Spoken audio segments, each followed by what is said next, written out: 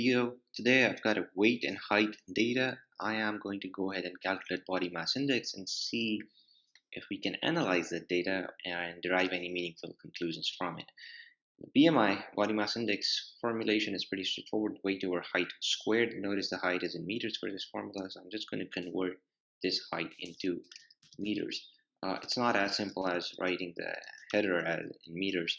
We obviously have to put in a formula, which means multiply the height in inches with how many meters do we get in 1 inch. So it's 0.0254. So I'm going to use steric for multiplication, 0.0254, and that sets up the height in meters, right? So I can double click this or drag this down. I'll double click this and it will populate the entire field. Notice I can also set up how many decimal places I am keen on showing for this one, right? So I might as well keep it to 2 decimal places. I have 1 decimal place. Okay, I'll just keep it to 1 decimal place, be consistent with the rest.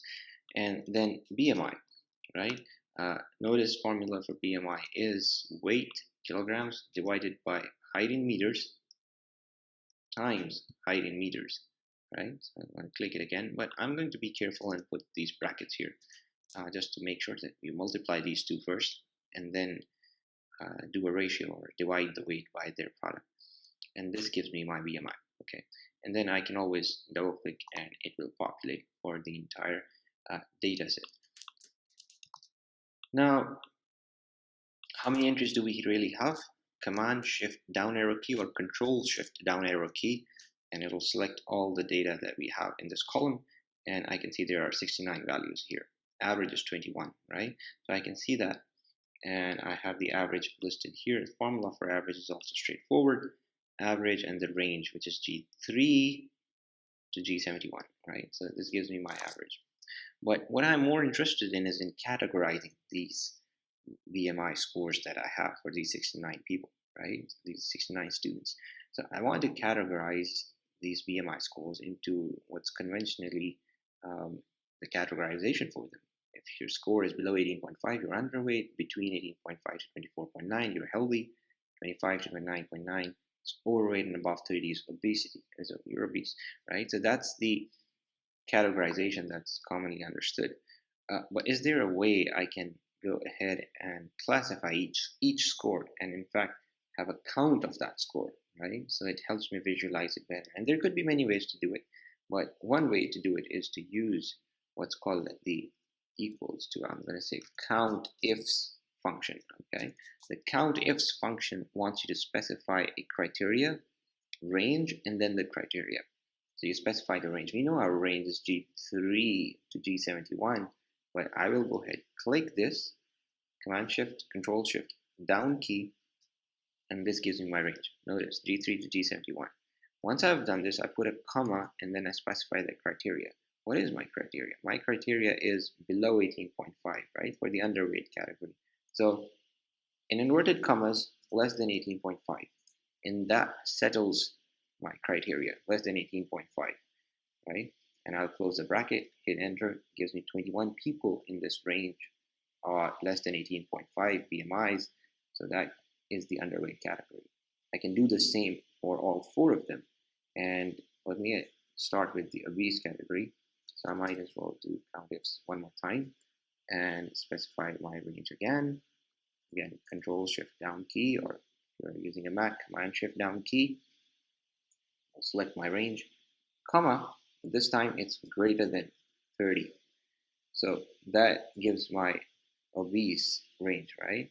But it says, notice, 30 and above, so it's including 30. So I might as well say greater than equal to 30. Now this includes the number 30 itself. Okay, so greater than equals to 30 gives me the obese range, and less than 18.5 gives me the underweight range. I'm only using less than, but for healthy, I will use greater than equal to 18.5. So I'm handling these boundaries also. Again, let's go in and plug in the formula for the healthy category. Again, count ifs. I know my range now. It's G3 to G71. My criteria, though, is greater than equals to 18.5, where I can also specify another criteria. Okay, remember, I need to see greater than 18.5, but also less than 24.9. So my second criteria range is going to be the same one as the first, because that's where the entire data is. The criteria range doesn't change, but the criteria changes. The criteria now is less than 25. So I'm going to use less than 25 and use greater than equals to 25 for the overweight. So notice how I'm taking care of the boundary just to make sure that I have the correct numbers with me, right? So again, greater than 18.5 and less than 25. Might as well just cut a corner, copy the entire formula in this cell, and say greater than equals to 25 and less than 30. Okay, so let's go over these one more time. Less than 18.5, greater than equals to 18.5. So 18.5 itself gets included in this range. Less than 25 here, but greater than equal to 25. So if somebody has 25 here, it gets included here. Less than 30, but greater than equal to 30. I've handled the boundary cases. I've got these. A good check would be to just sum these up and see if they are actually 69. Yes, they are 69 because the total students are 69. So this means I've handled the boundary conditions now. I have the categorizations right away. Now, how do I interpret this data? I can see I can, go to insert, look up a recommended chart. I could see this distribution right away. A lot of people are healthy, a lot of underweight, very small number of people overweight and obese. But one of the things I might want to look into is the pie chart. Okay, so let's actually see what we can do with the pie chart. You have different design options, and that's fine, but I want to go ahead and add chart element. Notice we're in chart design, add chart element, data labels. Currently it's none, but I want it to be shown. Okay, once I do that, I can see the numbers. So 40 in the healthy category, 21 in the underweight, 6 in overweight, and 2 in obese, right? I might actually just change my chart type, make it slightly cooler with the donut. Okay, so that is what I have. Okay, I might make it just slightly bigger for a better viewing. I'm going to change this to BMI classification. And I will also take the liberty to perhaps change these numbers. Notice I'm going to format and the format pane. Okay, should be able to see this in format pane. And in the format pane, I'm in label options. I'm looking at label options, and I want the percentages to be shown rather than the values. Okay, so this lets me have a better view at what's available. Make it black. Make it slightly bigger for better viewing, and might as well just fold it. Okay, so this is what we have. We have 58% of this sample that we've taken, 69 students, 58% of them are healthy, but 30% are underweight, 9% are overweight, and 3% turn out to be obese. Now, the point here is that when you look at the average 21. 21 falls in the healthy category. Here are my categories. One more time. Here are my categories. 21, the average of 21, let me just have this set up here, right next to it. Now look, the average of 21 falls within the healthy category, right? And 21 is closer to the bottom border, 18.5 than 25, and that's okay. But the point is that can we use the mean value, the average value, as a metric to classify the entire data set? Now this is slightly tricky and it needs more insight, because just by looking at the average, we classify the entire data set as healthy. But notice that there are other categories, the underweight, overweight, and obese, 30 plus 9 plus 3, that's 42%. 42% is a big number. So 42% is not healthy, right? They have their own classifications, underweight, overweight, and obese, but that's not healthy. 58% is healthy.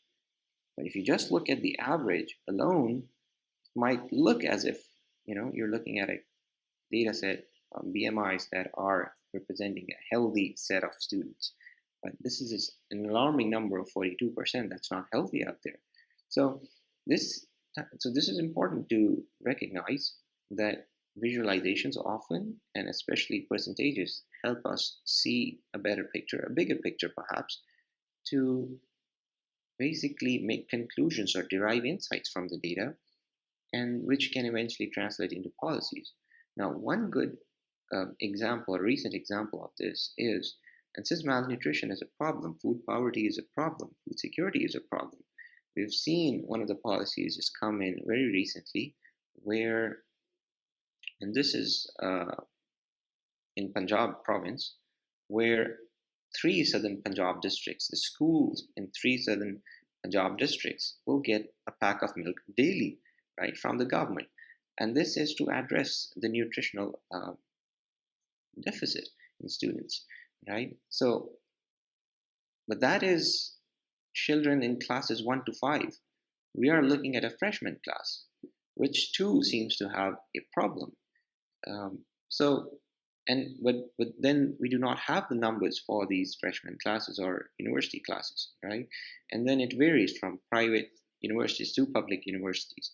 But this is one example where we can see that even in a freshman class, we see there are 42% of students that are lacking or they are not healthy with respect to the BMI indicator, right? And this is not evident when we only look at the average BMI. So we need a deeper classification such as this, a better visualization to understand that food poverty or malnutrition or just being healthy is in fact a problem that needs to be addressed.